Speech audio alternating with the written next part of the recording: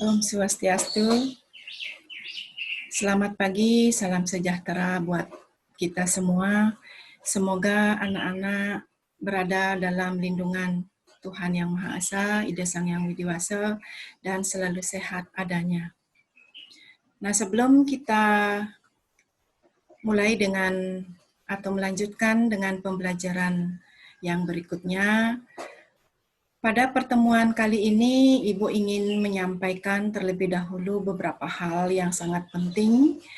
Yang pertama adalah dari kelas 9A, B, dan C yang belum masuk ke dalam Google Classroom atau yang belum join. Untuk kelas 9A itu ada lagi 1 orang, kemudian untuk kelas 9B itu ada lagi 2 orang, dan untuk kelas 9C baru masuk hanya 24 orang dari 32. Berarti yang belum masuk itu masih lagi 8 siswa. Nah, itu yang pertama untuk join di classroom. Kemudian untuk masalah absen, pada pertemuan yang minggu lalu, dari kelas 9A yang belum ngabsen itu 1 orang, kemudian dari kelas 9B itu adalah 5 orang, dan kelas 9C masih lagi 2 orang dari 24 siswa. Berarti kalau untuk kelas 9C, ini yang baru masuk hanya 24 orang, berarti yang belum ngabsen itu lagi 10 orang. Nah, itu untuk masalah absen. Kemudian untuk masalah yang ketiga itu adalah masalah tugas. Masalah tugas yang sudah Ibu berikan itu dari kelas 9A itu yang belum masuk itu adalah 1 orang. Kemudian dari kelas 9B itu yang belum mengerjakan tugas atau mengumpulkan tugas itu adalah 3 orang. Dan dari kelas 9C masih lagi 3 orang yang belum. Kemudian hal yang tidak kalah penting lagi untuk diketahui pada anak-anak semuanya, ini masalah kuis atau masalah tes yang sudah kalian kerjakan di dalam Google Form kemarin. Dari 80 siswa yang sudah bisa mengikuti tes, itu kalau dipersentasekan, 87,5% sudah mencapai KKM atau di atas KKM. Sedangkan sisanya itu lagi 12,5 itu belum mencapai KKM.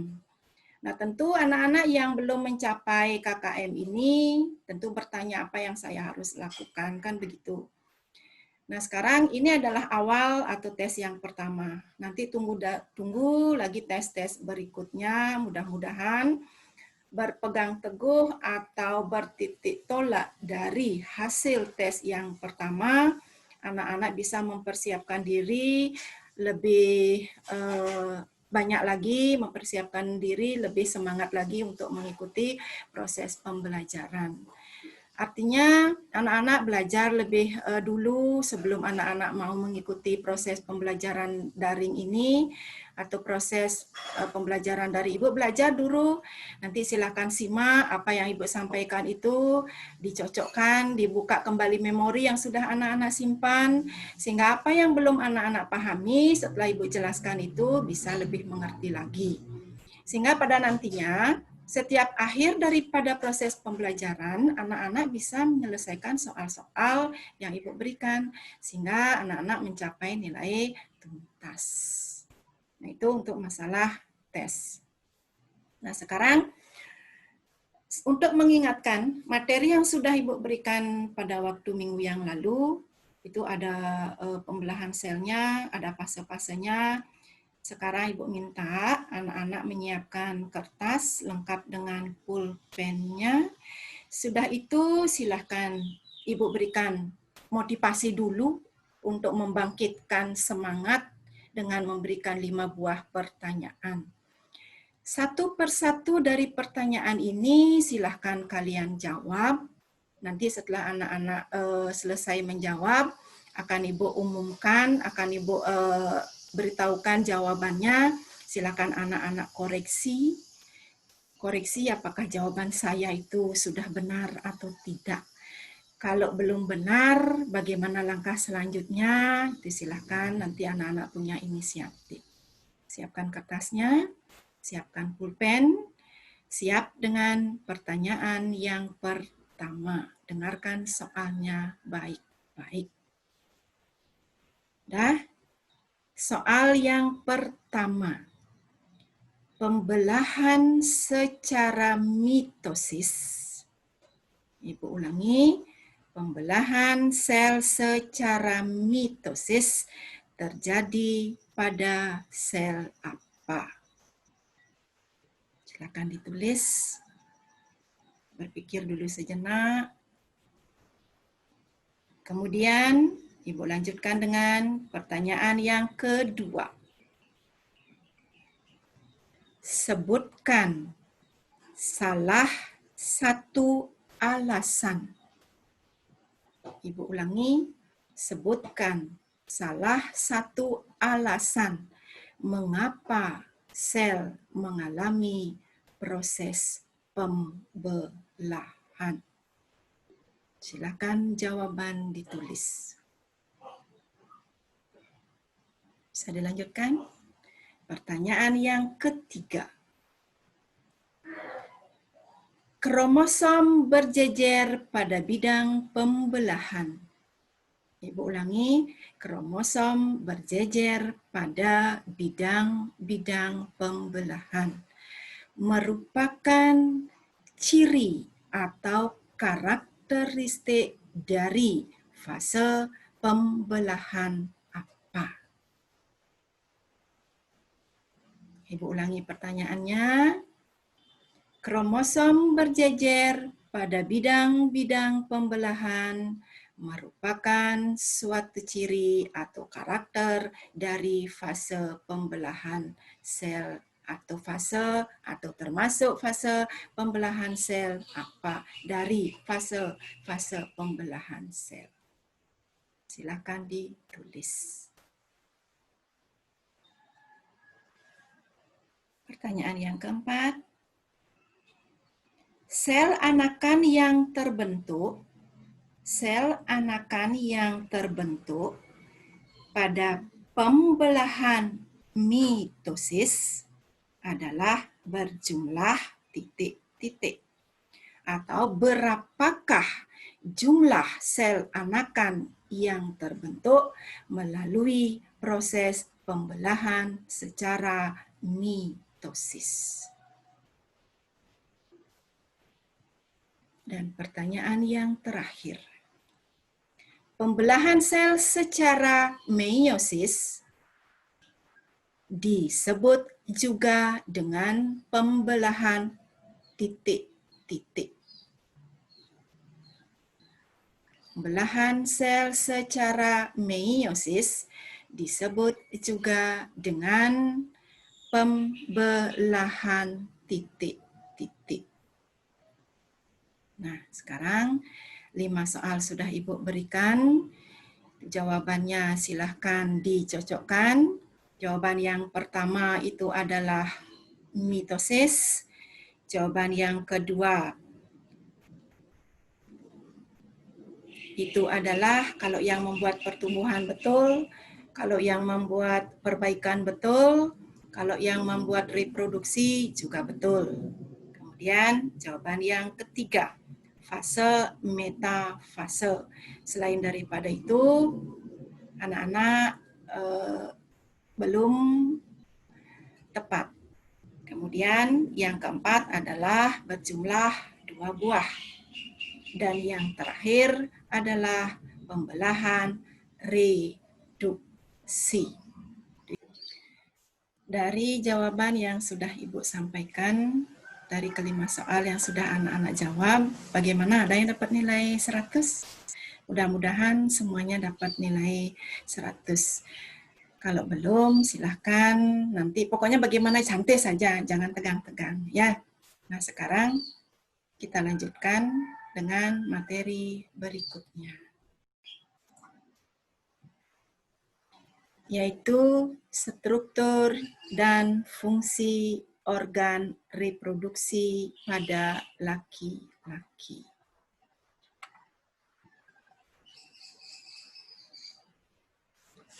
Nah, perhatikan sebelum kita masuk ke dalam struktur dan fungsi organ reproduksi laki-laki, pada pertemuan yang kedua ini, nanti dalam proses pembelajaran, yang perlu anak-anak pahami itu adalah masalah tujuan pembelajaran. Yang pertama itu tiada lain adalah setelah akhir proses pembelajaran, anak-anak mampu mengidentifikasi organ penyusun sistem reproduksi pada laki-laki dan perempuan. Kemudian yang kedua, menjelaskan fungsi masing-masing organ reproduksi, baik pada laki-laki maupun pada perempuan. Kemudian tujuan yang ketiga, mengidentifikasi proses pembentukan sperma dan proses pembentukan sel telur. Kemudian tujuan yang terakhir, menjelaskan proses fertilisasi pada perempuan atau wanita. Nah, itulah 4 tujuan pembelajaran yang anak-anak harus kuasai pada pertemuan kali ini. Nah, sekarang perhatikan slide yang pertama.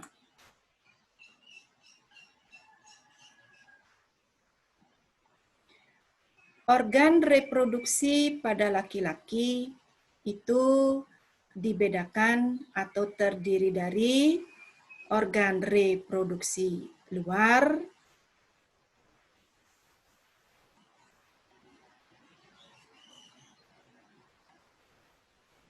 organ reproduksi luar, dan organ reproduksi dalam.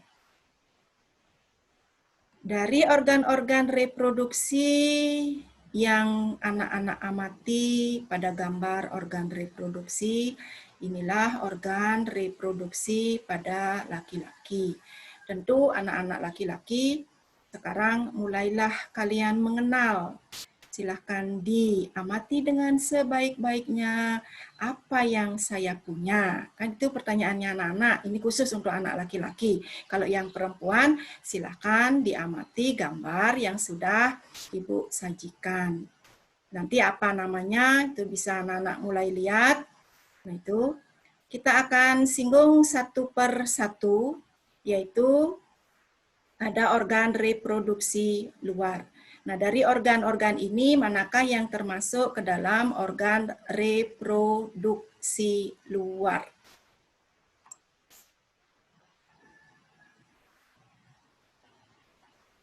Organ reproduksi luar pada laki-laki itu meliputi penis, kemudian yang kedua adalah skrotum. Tentu anak-anak bertanya, apa yang dimaksud dengan organ reproduksi luar? Organ reproduksi luar itu tiada lain adalah organ reproduksi yang terletak pada bagian luar tubuh manusia atau khusus untuk laki-laki, di mana organ ini masih bisa kita amati secara langsung, meliputi penis dan skrotum.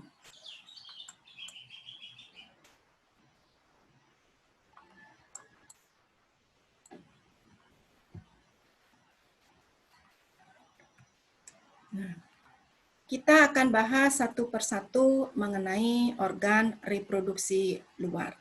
Yang pertama adalah penis. Yang mana? Yang disebut dengan penis ini yang laki-laki tentu punya, sedangkan yang perempuan tidak punya ya. Tuh, untuk yang laki-laki silakan diamati. Tuh, kalau digambarkan secara anatomi inilah penisnya. Tuh, penis ini termasuk ke dalam organ reproduksi luar pada laki-laki. Tuh. Penis ini berfungsi sebagai saluran urin atau air kencing dan juga sebagai saluran sperma. Penis ini kalau anak-anak perhatikan terbentuk dari otot-otot dan tidak memiliki tulang. Kemudian pada ujung penis kalau anak-anak perhatikan terdapat sebuah struktur seperti lipatan kulit yang disebut dengan kulup atau prepuce. Kulup inilah pada nantinya kalau seseorang dikitan atau disunat, kulup inilah yang akan dipotong. Nah, itulah fungsi daripada penis.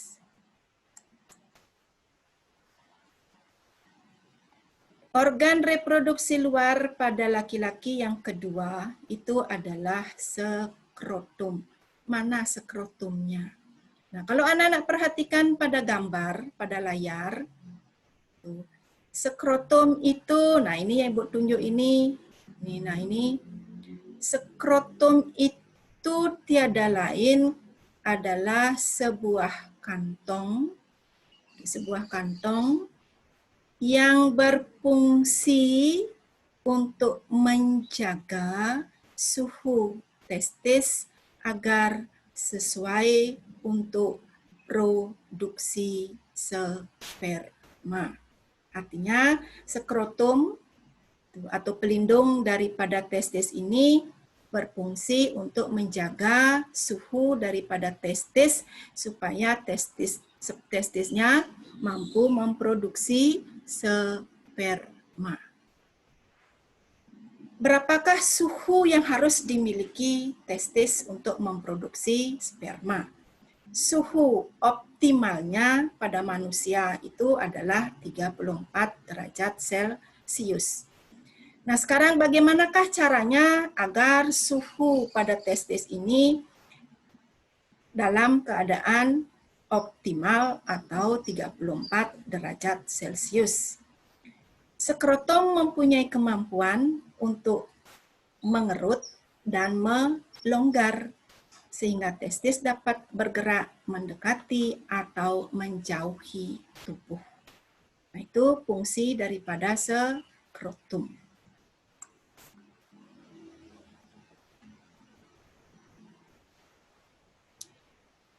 Nah, kemudian kita lanjutkan dengan organ reproduksi pada laki-laki yang kedua, yaitu organ reproduksi dalam.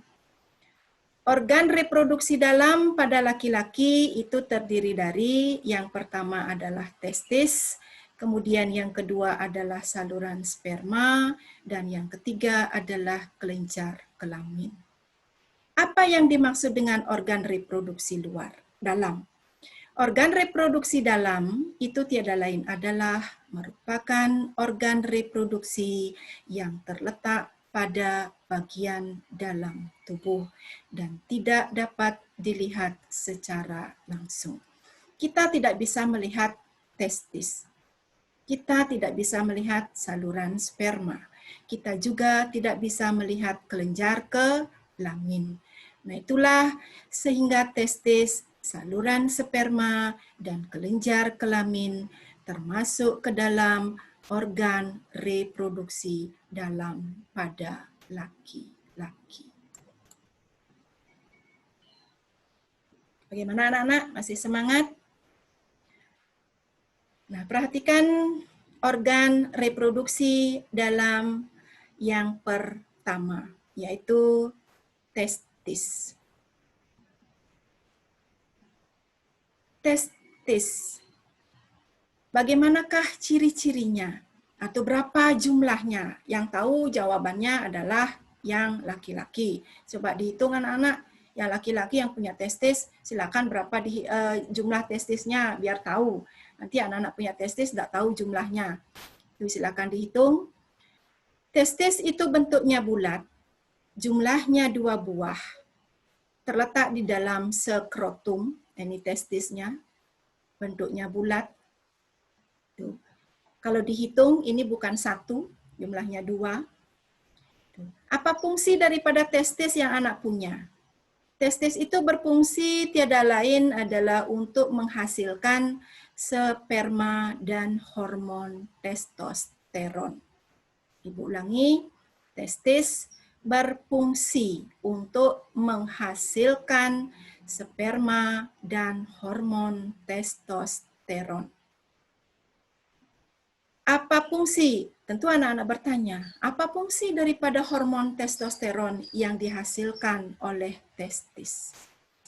Hormon testosteron ini pada laki-laki berfungsi untuk mengatur perkembangan dan fungsi alat reproduksi.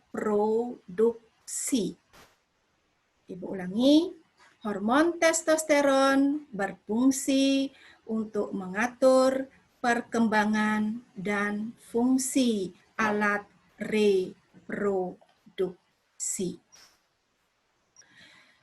Kemudian fungsi daripada hormon testosteron yang kedua adalah mengatur perkembangan ciri-ciri kelamin sekunder pada laki-laki. Nah, yang mana termasuk ke dalam ciri-ciri kelamin sekunder pada laki-laki itu meliputi anak-anak, kalau anak-anak setelah berumur kurang lebih 13 sampai 14 tahun, seorang laki-laki ini boleh dikatakan sudah mengalami yang disebut dengan masa pubertas. Masa pubertas ditandai dengan sudah mulainya tumbuh rambut, itu jangan bulu ya, tumbuh rambut pada bagian-bagian tertentu atau pada daerah-daerah tertentu seperti misalnya pada ketiak, pada kaki, pada tangan, tumbuhnya kumis atau tumbuhnya jenggot. Nah, itu tumbuhnya rambut pada bagian-bagian tertentu. Kalau anak-anak sudah mengalami perubahan seperti itu, berarti anak-anak sudah dikatakan masuk ke dalam masa pubertas. Kemudian pengaruh yang kedua atau ciri-ciri kelamin sekunder yang kedua itu meningkatnya aktivitas kelenjar minyak dan kelenjar keringat. Dengan meningkatnya aktivitas daripada kelenjar minyak, kalau yang anak laki-laki kalau sudah tumbuh jerawat di wajahnya, atau mungkin timbulnya bau badan, nah berarti ini adalah ciri-ciri daripada kelamin sekundernya itu sudah mulai kelihatan. Nah, kemudian ciri yang ketiga itu adalah suara mulai berubah, yaitu membesar, kemudian otot itu sudah menjadi lebih kuat, dada menjadi lebih bidang. Nah, itu yang termasuk ke dalam ciri-ciri kelamin sekunder pada laki-laki.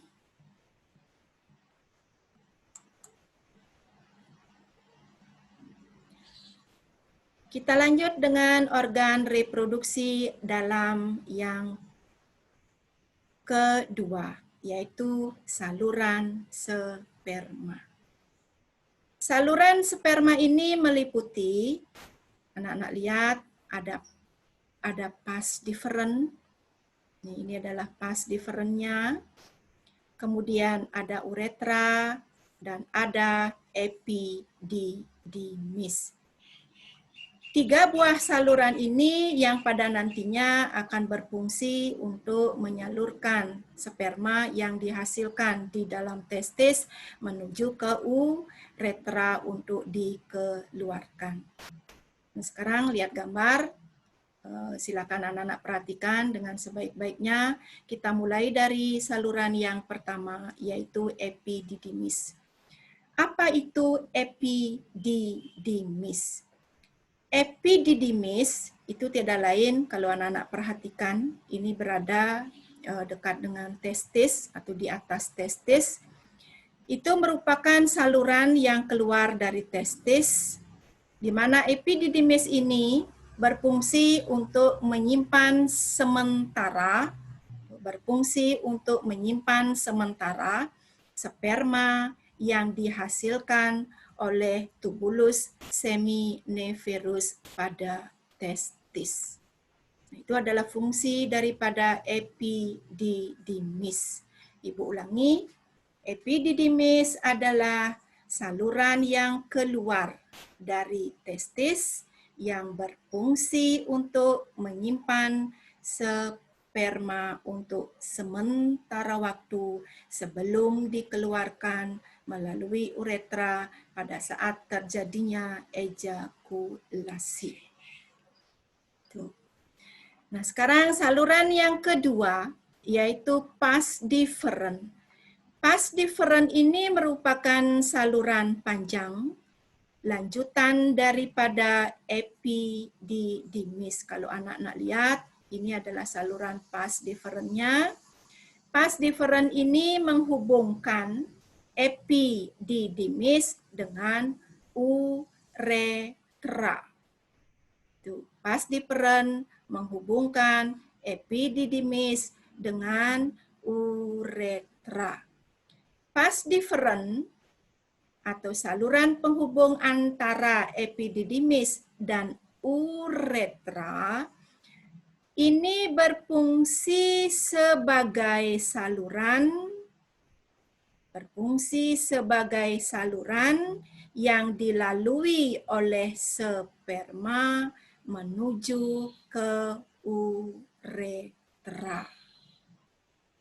Saluran yang dilalui oleh sperma menuju ke uretra. Dan yang terakhir adalah uretra. Apa itu uretra? Uretra itu tiada lain adalah saluran yang terdapat di dalam penis. Saluran yang terdapat di dalam penis. Uretra ini berfungsi sebagai saluran untuk keluarnya air kencing yang dihasilkan oleh vesika urinaria atau kantong kemih dan saluran sperma yang keluarnya ini pada saat terjadi ejakulasi. Bagaimana anak-anak? Untuk saluran spermanya bisa dipahami? Bisa dilanjutkan? Nah, sekarang kita lanjutkan dengan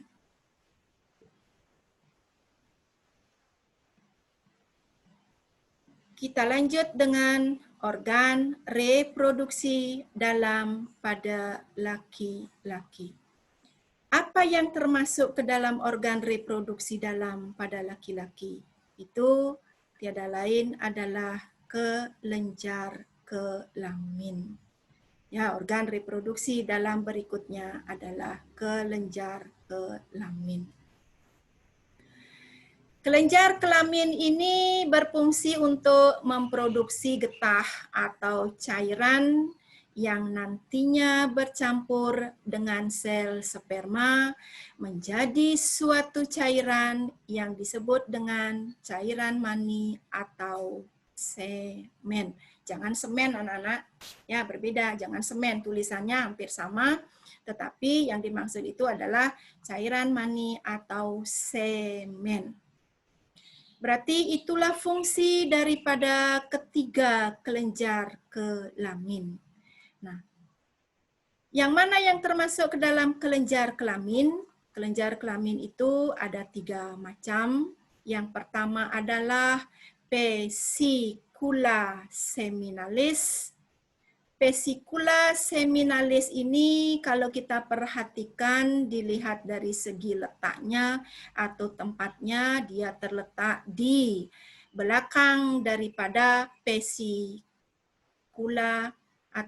urinaria atau kantong kemih. Ini kantong kemihnya. Ini kantong kemih. Tuh. Ini disinilah letak daripada vesicula seminalis di belakang daripada kantong kemih atau vesicula urinaria. Tuh. Apa fungsi daripada vesicula seminalis?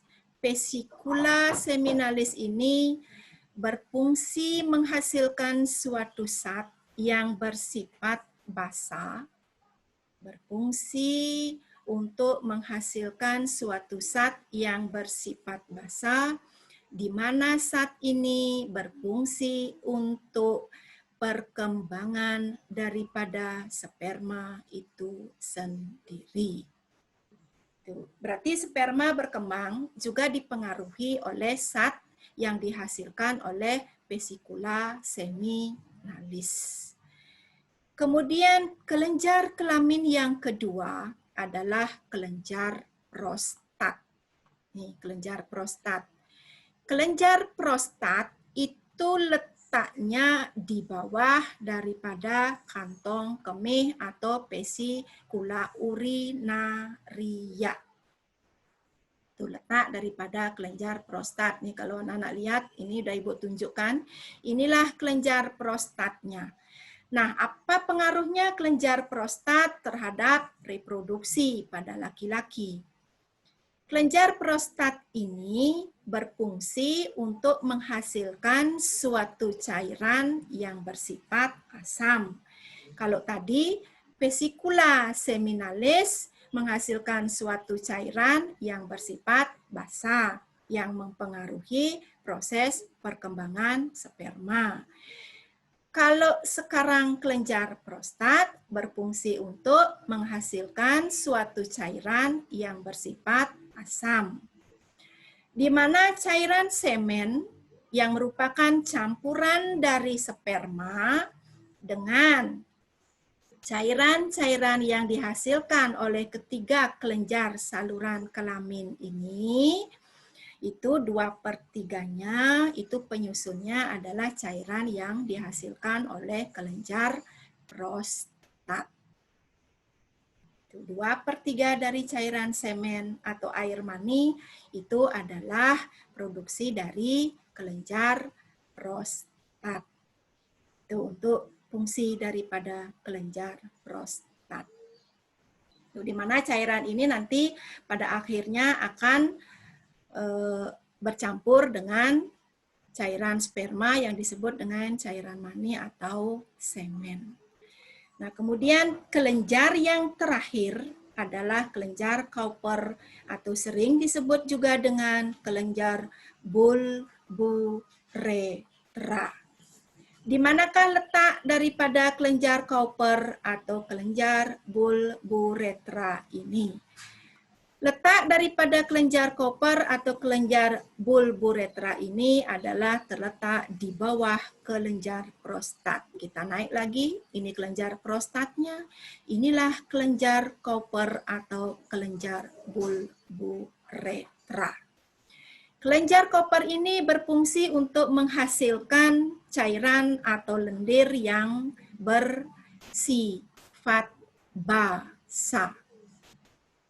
Menghasilkan cairan atau lendir yang bersifat basa yang pada nantinya kembali akan menyusun cairan mani atau semen.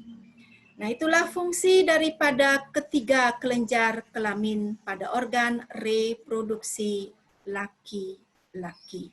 Bagaimana? Masih semangat? Jangan menyerah untuk belajar, tetap semangat. Simak sedikit demi sedikit. Nah, sekarang kita lanjutkan.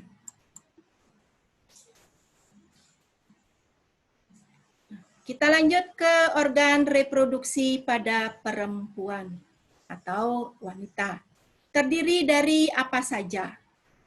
Ada ovariumnya, ada tuba fallopiinya, ada uterusnya, ada vagina.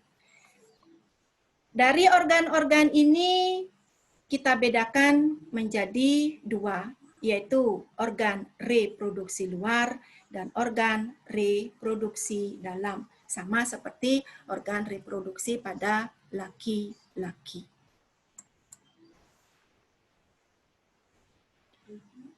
Perhatikan materi yang ada di layar.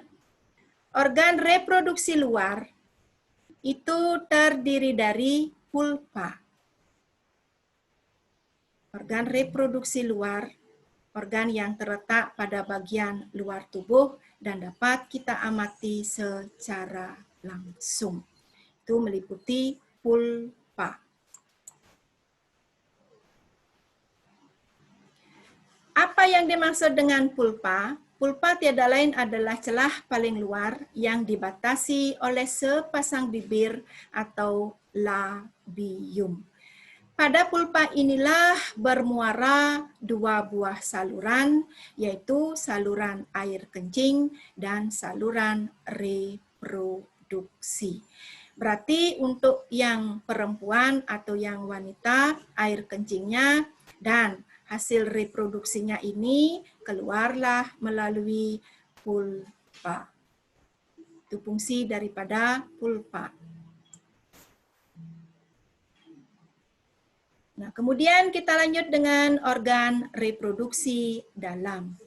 Organ reproduksi dalam pada perempuan itu meliputi yang pertama adalah ovarium, yang kedua adalah tuba falopii atau disebut juga dengan saluran telur atau disebut juga dengan opiduk. Kemudian yang ketiga adalah rahim atau uterus dan yang terakhir adalah vagina. Organ reproduksi dalam merupakan organ reproduksi yang terletak pada bagian dalam tubuh seorang perempuan. Tidak dapat kita lihat. Ovarium tidak bisa kita lihat. Tuba falopi tidak bisa kita lihat. Rahim dan vagina tidak bisa kita lihat. Sehingga ovarium, tuba falopi, rahim atau uterus, dan vagina termasuk ke dalam organ reproduksi dalam pada perempuan. Kita akan singgung satu persatu mengenai organ reproduksi dalam pada perempuan. Yang pertama adalah ovarium atau indung telur. Kalau anak-anak perhatikan gambar, ovarium atau indung telur ini bagaimana bentuknya, di manakah letaknya, perhatikan gambar dengan sebaik-baiknya. Yang Ibu tunjuk ini adalah ovarium. Perempuan punya dua buah ovarium, kanan dan kiri, kanan dan kiri terletak pada uterus. Ini kanan dan kiri bagian uterus itu letak daripada ovarium atau indung telur. Berjumlah dua buah. Ini ada dua buah. Kemudian bentuknya seperti, boleh dibilang seperti telur. Itu dengan ukuran 4 cm kali 3 cm kali 2 cm. Itulah ukuran sel telur seorang perempuan. Nah, di dalam ovarium inilah terdapat kumpulan sel. Di dalam ovarium ini terdapat kumpulan-kumpulan sel yang disebut dengan folikel. Di dalam folikel inilah terdapat sel telur atau ovum. Di dalam folikel inilah terdapat sel telur atau ovum.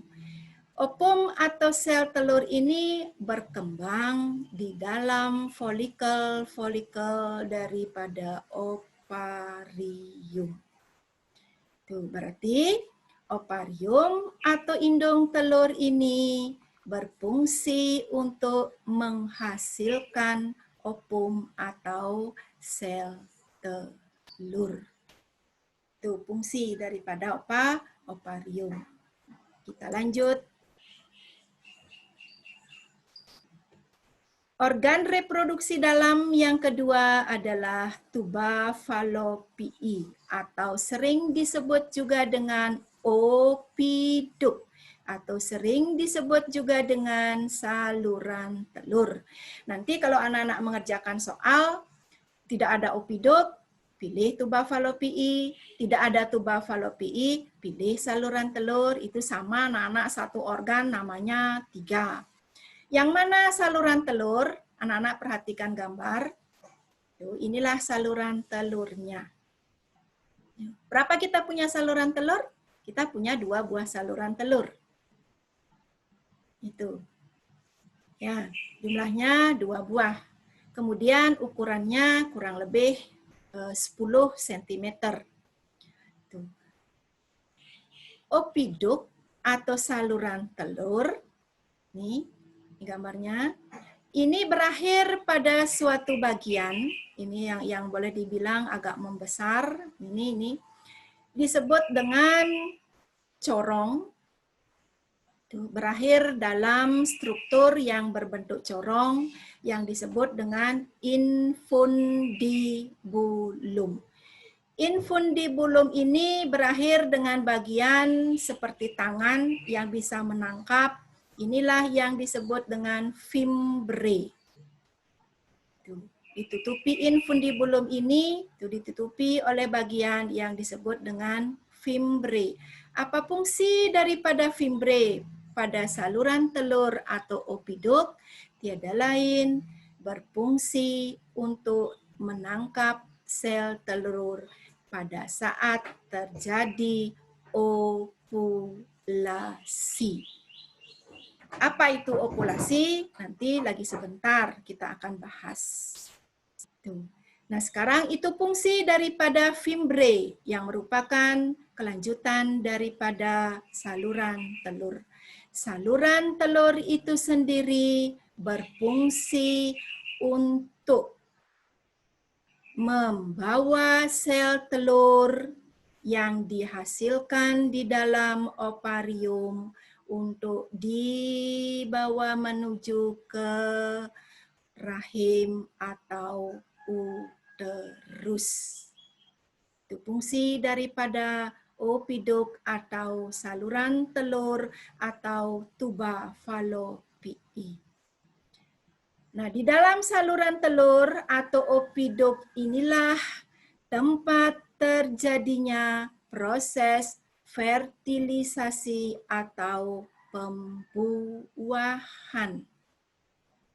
Di sinilah berlangsungnya proses fertilisasi atau pembuahan pada seorang wanita yang apabila terjadi suatu proses pembuahan atau fertilisasi. Itu fungsinya. Nah, sekarang kita lanjutkan. Organ reproduksi dalam yang berikutnya adalah rahim atau uterus. Nah, ini adalah gambar uterus. Kalau anak-anak lihat, bentuknya seperti buah pir yang terbalik. Letaknya di atas kantong kemih atau vesika urinaria. Ukurannya kurang lebih adalah 5 cm pada perempuan yang tidak hamil. Uterus atau rahim ini berukuran 5 cm pada wanita atau perempuan yang tidak hamil. Nah, sedangkan bagaimana halnya ukuran uterus ini ketika seorang perempuan atau ketika seorang ibu-ibu itu hamil. Nah, ukurannya bisa mencapai 30 cm sesuai dengan ukuran janinnya anak-anak, sesuai dengan perkembangan janinnya. Berarti uterus ini dia bisa membesar. Itu ukurannya bisa berubah. Itu. Nah, sekarang kalau anak-anak lihat, ini adalah dinding rahimnya atau dinding uterusnya, itu yang disebut dengan endometrium, di mana endometrium ini berperan dalam pembentukan plasenta. Itu dinding rahim ini berperan dalam pembentukan plasenta yang berfungsi untuk menyuplai makanan untuk perkembangan embrio di dalam rahim atau uterus selama kurang lebih 9 bulan. Itu berarti embrio yang berkembang di dalam uterus atau rahim ini, kebutuhan nutrisi atau zat-zat atau makanan yang diperlukan itu disuplai dari plasenta. Itu yang menghubungkan antara ibu dengan janin. Tuh. Nah, apa fungsi daripada uterus atau rahim? Uterus atau rahim itu sendiri berfungsi sebagai tempat berkembangnya embrio selama kurang lebih 9 bulan sampai menjadi janin selama seorang ibu itu mengalami masa kehamilan. Itu fungsinya. Anak-anak tersimpan itu sebelum lahir ke dunia ini, itu di dalam sinilah disimpan dalam jangka waktu yang cukup panjang, itu 9 bulan kalian berada di dalam rahim, dibawa kemana-mana oleh ibumu, ke pasar, berbelanja, memasak, mandi. Itu inilah kebesaran daripada Tuhan. Itu betapa beratnya 9 bulan kalian dibawa itu kemana-mana. Makanya ada ada pepatah atau kiasan, sorga itu berada di telapak kaki ibu. Sorga tidak pernah berada di telapak kaki bapak. Mungkin ini alasannya. Karena ibu itu boleh dibilang tugasnya berat dibandingkan dengan bapaknya. Itu mungkin ya. Nah itu untuk rahim atau terus itulah kebesaran daripada Tuhan. Organ reproduksi dalam yang terakhir adalah vagina. Yang mana vagina? Inilah vagina. Tuh, apa itu vagina? Vagina tiada lain merupakan saluran yang menghubungkan antara lingkungan luar dengan rahim. Tuh, tersusun atas otot-otot yang bersifat elastis sehingga bayi lahir dengan ukuran sampai 4 kg lebih masih bisa keluar. Itu kalau lahir secara normal. Itu. Dilapisi oleh membran yang disebut dengan selaput darah atau himen. Nah, dengan adanya selaput darah atau himen ini, maka seseorang wanita atau remaja janganlah melakukan aktivitas yang terlalu tinggi, jangan sampai selaput darahnya atau himennya ini robek yang pada nantinya akan mengakibatkan terjadinya perdarahan. Itu. Kemudian apa fungsi daripada vagina? Vagina berfungsi tiada lain adalah sebagai saluran itu untuk keluarnya aliran darah ketika seorang perempuan mengalami menstruasi dan keluarnya bayi atau janin ketika seorang ibu mau melahirkan dengan kontraksi daripada otot-otot yang terdapat di dalam rahim itu sendiri. Nah, itu organ reproduksi pada wanita yang termasuk ke dalam organ reproduksi dalam. Itu kalau ibu simpulkan, ada ovarium, kemudian yang kedua ada saluran telur, dan yang ketiga ada uterus, dan yang terakhir adalah vagina. Kalau anak-anak lihat, pembatas antara saluran vagina dengan saluran rahim atau uterus, inilah yang disebut dengan cervix uteri atau leher rahim. Tuh. Ya, cervix uteri atau leher rahim. Nah, di sini mungkin anak-anak yang perempuan pernah mendengar ada yang disebut dengan kanker leher rahim. Tetapi jangan khawatir, sebelum anak-anak boleh dibilang sebelum proses reproduksi berlangsung, ini kalau bisa secara medis anak-anak melakukan suatu imunisasi itu yang disebut dengan imunisasi Kerpik. Ini ada tiga tahapan. Itu adalah Kerpik 1, Kerpik 2, Kerpik 3. Usahakan imunisasi Kerpik ini dilakukan sebelum proses reproduksi berlangsung. Nah, itu sebagai sebagai bahan masukan untuk mencegah terjadinya kanker leher rahim. Bagaimana anak-anak? Masih bisa diterima? Nah, sekarang kita lanjutkan ke materi berikutnya, yaitu proses pembentukan sel kelamin. Proses pembentukan sel kelamin ini dibedakan menjadi, tentu berbeda anak-anak, Alat kelamin laki-laki memproduksi sel kelamin yang berbeda. Alat kelamin perempuan memproduksi sel kelamin yang berbeda, tidak sama ya. Tuh. Proses pembentukan sel kelamin itu meliputi yang pertama adalah spermatogenesis dan yang kedua adalah oogenesis.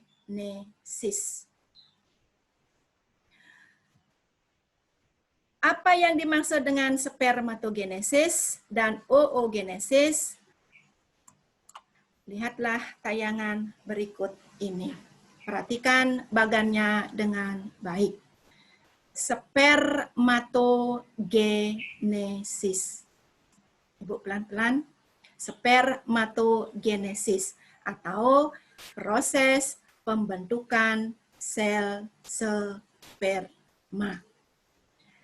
Proses pembentukan sel sperma ini ditandai atau terjadi pada seorang laki-laki yang sudah mengalami sistem reproduksinya sudah dikatakan matang, yang ditandai dengan keluarnya cairan mani dari penis atau keluarnya cairan semen yang sering disebut orang dengan mimpi basah. Berarti kalau sudah cairan mani ini keluar atau mimpi basah terjadi, berarti proses spermatogenesis itu sudah mulai berlangsung. Umur berapakah seorang laki-laki sudah menghasilkan sel sperma? Yaitu tiada lain adalah umur mulai dari umur 10 sampai 14 tahun tergantung dari kondisi kondisi reproduksi anak laki-laki yang bersangkutan. Spermatogenesis itu terjadi pada tubulus seminiferus. Kalau anak-anak lihat, ini adalah struktur daripada testis. Tuh.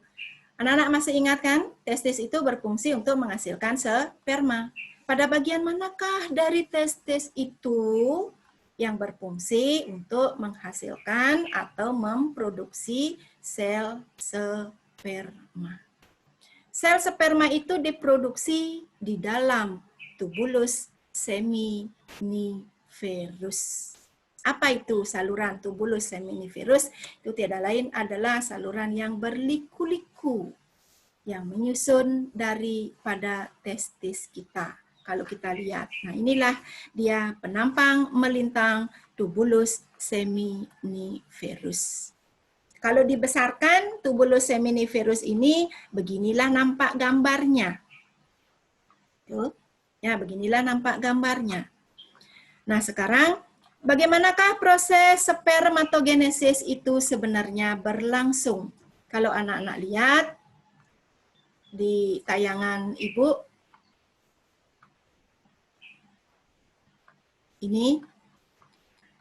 ini adalah sel spermatogonium atau sel germinal. Ini adalah sel induk yang akan mengalami proses pembelahan. Ini adalah spermatogonium yang bersifat diploid. Anak-anak masih ingat? Sel diploid atau disingkat juga dengan 2N, itu tiada lain adalah sel yang memiliki jumlah kromosom berpasangan. Inilah spermatogonium, merupakan sel induk daripada sel sperma yang akan mengalami proses pembelahan. Tahapan pembelahan atau tahapan pembentukan sel sperma ini dimulai dari proses mitosis 1. Spermatogonium membelah secara mitosis, menghasilkan spermatosit primer. Spermatogonium membelah secara mitosis, menghasilkan spermatosit primer. Spermatosit primer ini masih memiliki jumlah kromosom diploid. Kemudian spermatosit primer membelah secara meiosis 1,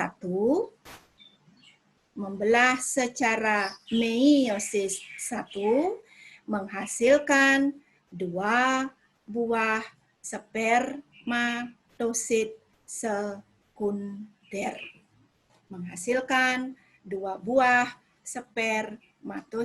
sekunder.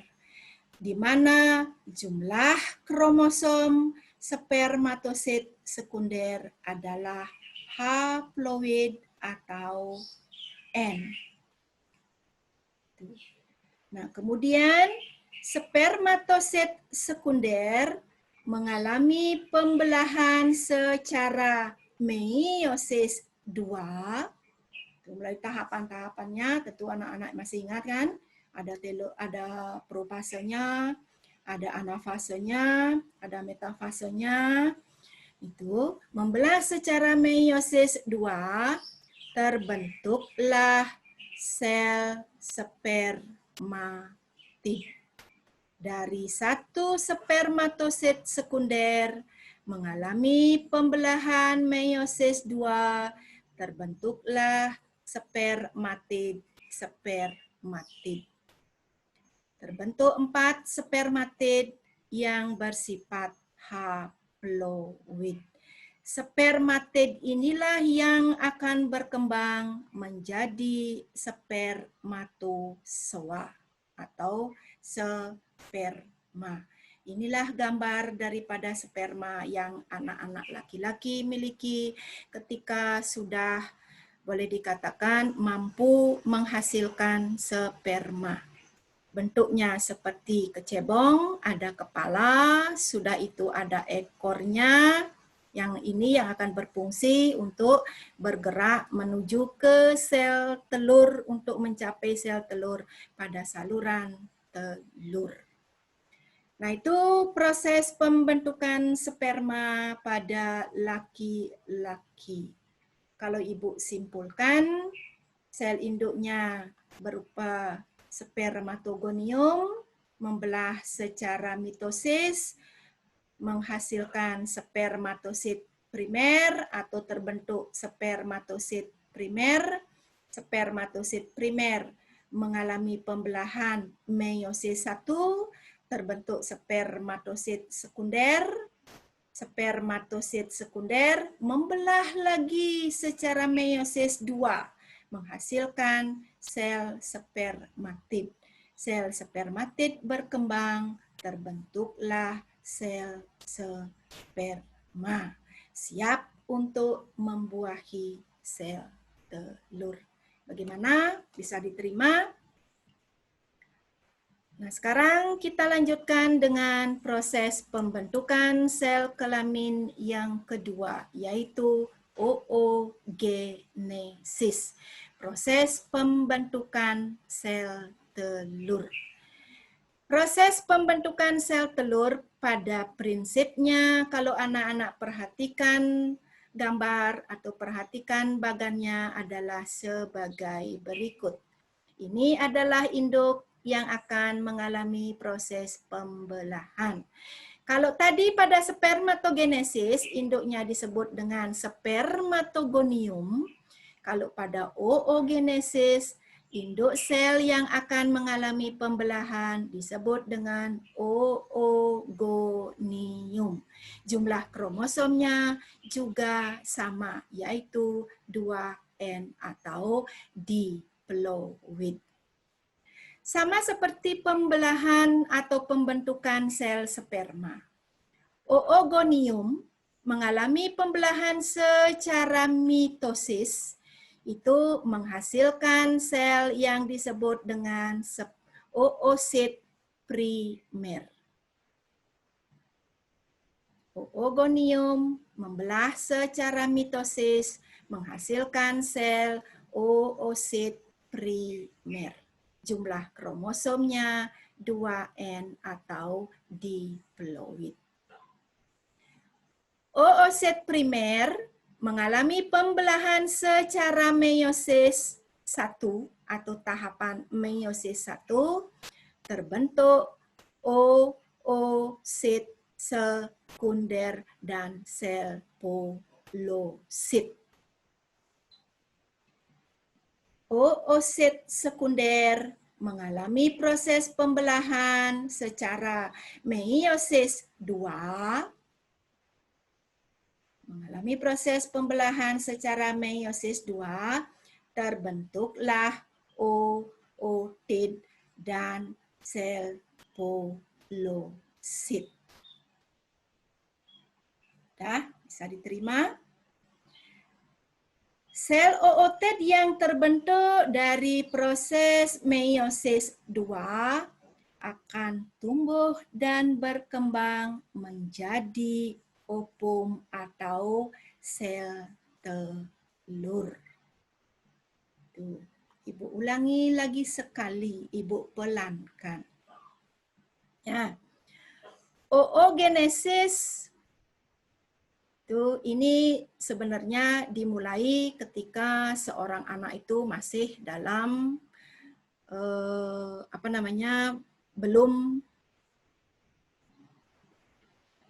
sebelum anak-anak perempuan itu dilahirkan, proses oogenesis sudah berlangsung.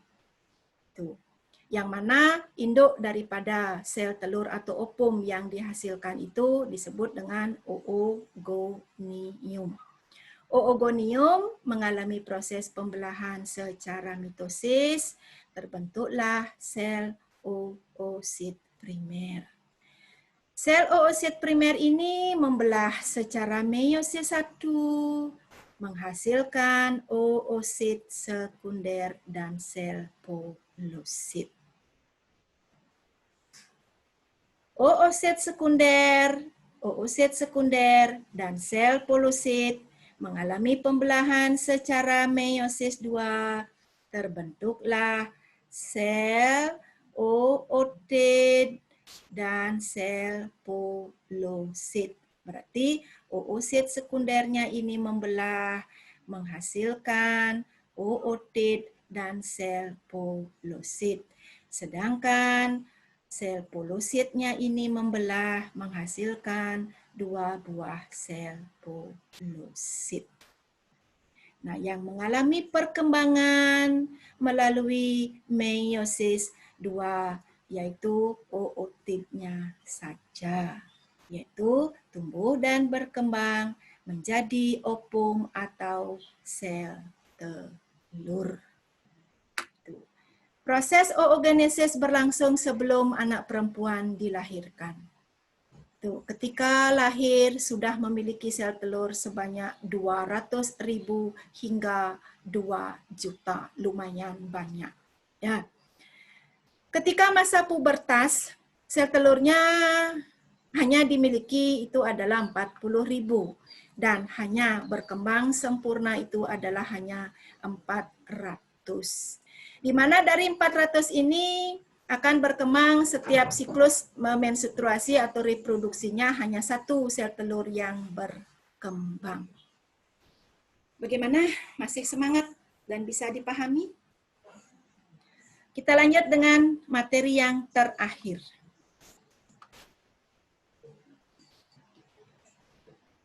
Yaitu proses fertilisasi. Proses fertilisasi ini tidak bisa lepas dari ovulasi dan menstruasi. Apa itu proses fertilisasi? Dan bagaimanakah proses terjadinya fertilisasi? Perhatikanlah gambar berikut. Nah, ini proses fertilisasinya. Sebelum kita sampai kepada proses fertilisasi atau sering juga disebut dengan pembuahan, itu diawali dengan proses ovulasi. Apa itu ovulasi? Ovulasi tiada lain adalah peristiwa matang dan lepasnya sel telur peristiwa matang dan lepasnya sel telur dari ovarium. Itulah disebut dengan masa ovulasi. Masa ovulasi pada setiap orang ini secara teori selama kurang lebih berlangsung 28 hari sekali. Kalau seorang wanita atau perempuan sudah mulai mengalami masa menstruasi, itu maka menstruasi ini akan terjadi pada 28, siklusnya terjadi pada 28 hari sekali yang diawali dulu dengan peristiwa ovulasi. Keluar sel telur dari ovarium yang akan ditangkap oleh fimbre-fimbre yang terdapat pada infundibulum. Kemudian sel telur ini akan disalurkan, itu akan dibawa ini menuju ke saluran telur atau opiduk atau tuba falopii. Setelah sampai pada bagian saluran telur atau tuba falopii, apabila ada sperma yang masuk melalui vagina, sudah itu sperma ini akan menuju ke saluran telur dengan pergerakannya. Ini dari sini sperma masuk, itu nih dia menuju ke saluran telur. Disinilah proses pembuahan atau fertilisasi berlangsung. Ya, di dalam saluran telur atau tuba falopii. Tuh. Nah, sekarang setelah sel telur dibuahi, tuh kalau anak-anak masih ingat, dalam masa siklus ovulasinya sel telur yang terbentuk itu adalah 1. Kemudian sperma yang dihasilkan oleh seorang laki-laki itu adalah jumlahnya banyak sekali. Itu bahkan sampai berjuta-juta. Tuh. Nah, sekarang bagaimana apakah semuanya mampu membuahi daripada sel telur ini? Itu tentu pertanyaan dari anak-anak. Tentu tidak. Ya. Nah, ketika sel sperma sudah masuk ke dalam membran sel telur, ketika satu sperma atau satu buah sperma sudah bisa menembus membran sel telur, maka secara otomatis sel telur ini akan menutup, dia membuat suatu tidak bisa sperma itu masuk kembali. Sel telur ini sudah membuat suatu benteng, itu menutup, itu membuat sebuah selaput yang tidak bisa ditembus lagi oleh sperma-sperma yang lainnya. Sehingga satu sel sperma membuahi satu buah sel telur. Nah, itulah kebesaran daripada Tuhan yang Maha Esa. Itu satu sperma yang dihasilkan beribu-ribu sperma, berjuta-juta sperma dalam 1 mililiternya semen atau cairan mani, itu mengandung berjuta-juta sel sperma, tetapi hanya 1 buah sel sperma yang mampu membuahi 1 sel telur. Nah, itu proses fertilisasi berlangsung. Nah, sekarang bagaimana halnya kalau seandainya sel telur dihasilkan atau ovulasi terjadi, tetapi tidak ada sperma yang masuk. Maka terjadilah suatu peristiwa atau fase yang disebut dengan siklus menstruasi. Apa itu siklus menstruasi? Siklus menstruasi itu tiada lain adalah peristiwa meluruhnya dinding rahim atau endometrium bersama dengan sel telur yang tidak dibuahi. Terjadilah proses perdarahan atau keluarnya darah dan lapisan-lapisan dinding endometrium bersama dengan sel telur yang tidak dibuahi, keluar melalui suatu saluran yang disebut dengan peristiwa menstruasi. Nah itu adalah materi yang terakhir. Diingat-ingat kembali anak-anak, ya cukup banyak sekali. Itu ada ovulasi. Kalau Ibu simpulkan, sebelum terjadi fertilisasi, ada ovulasi dulu. Setelah itu barulah fertilisasi atau pembuahan berlangsung. Apabila tidak terjadi proses pembuahan, maka terjadilah proses menstruasi. Tuh. Apakah proses menstruasi ini terus-menerus, Bu? Atau sama untuk setiap anak perempuan? Tidak. Ada anak perempuan yang siklus menstruasinya panjang, ada seorang perempuan yang siklus menstruasinya pendek. Kalau yang panjang sampai 40 hari, kalau yang pendek sampai 18 hari sudah menstruasi. Kalau yang normal itu adalah 28 hari sekali. Kalau seorang perempuan sudah mengalami masa atau siklus menstruasi, berarti kalian sudah dikatakan masa produktif, artinya mampu memproduksi. Apa yang diproduksi? Sel telur. Nah sekarang, langkah apa yang harus kita lakukan untuk seorang anak-anak perempuan? Ibu berpesan pada kalian, wahai kaum perempuan semuanya, itu bagi terutama kepada anak-anak yang sudah menghasilkan sel telur. Bagaimana caranya kita menjaga supaya sel telur itu datang setiap 28 hari sekali. Jagalah organ itu dengan sebaik-baiknya. Kita sudah tahu fungsinya, jangan melakukan hal-hal di luar batas-batas norma agama. Supaya sel telur itu setiap masa siklusnya keluar. Kalau tidak keluar, seperti tadi, kalau sudah terjadi proses fertilisasi, maka terbentuklah si sigot. Sigot tumbuh, berkembang menjadi embrio. Embrio selama 9 bulan di dalam rahim atau uterus, ini akan tumbuh dan berkembang menjadi janin, yang disebut dengan masa kehamilan selama 9 bulan.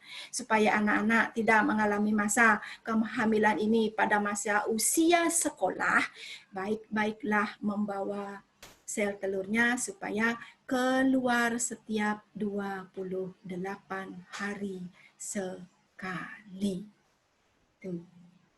Nah, bagaimana? Ada pertanyaan? Mudah-mudahan materi yang Ibu sampaikan ini bisa kalian terima dengan sebaik-baiknya. Sebelum Ibu tutup, nah ada tugas nanti yang akan Ibu kirimkan lewat Google Classroom. Itu nanti ada satu buah tugas yang kalian seperti biasa yang kalian kerjakan. Jangka waktunya itu cukup panjang anak-anak, jangan khawatir. Karena tugas ini berfungsi untuk penilaian keterampilan. Di mana tugas ini nanti anak-anak akan membuat sebuah laporan yang diketik, belajarlah mengetik, itu buat laporan. Sudah itu nanti apa tugasnya? Tiada lain adalah anak-anak menggali informasi sebanyak-banyaknya, baik itu melalui buku paket, ataupun literasi-literasi atau buku-buku yang lainnya, ataupun anak-anak bisa mencari di Google, itu tentang penyakit pada organ reproduksi, beserta bagaimanakah caranya mencegah supaya kita terhindar dari penyakit tersebut. Ada pertanyaan anak-anak? Nah, sebelum Ibu akhiri seperti biasa, untuk mengetahui daya serap anak-anak, nanti anak-anak harus mengerjakan kuis yang ada di dalam link Google Form. Nanti akan Ibu kirimkan linknya lewat Google Classroom. Selamat belajar. Ibu tutup dengan Prama Santi. Om Santi, Santi, Santi.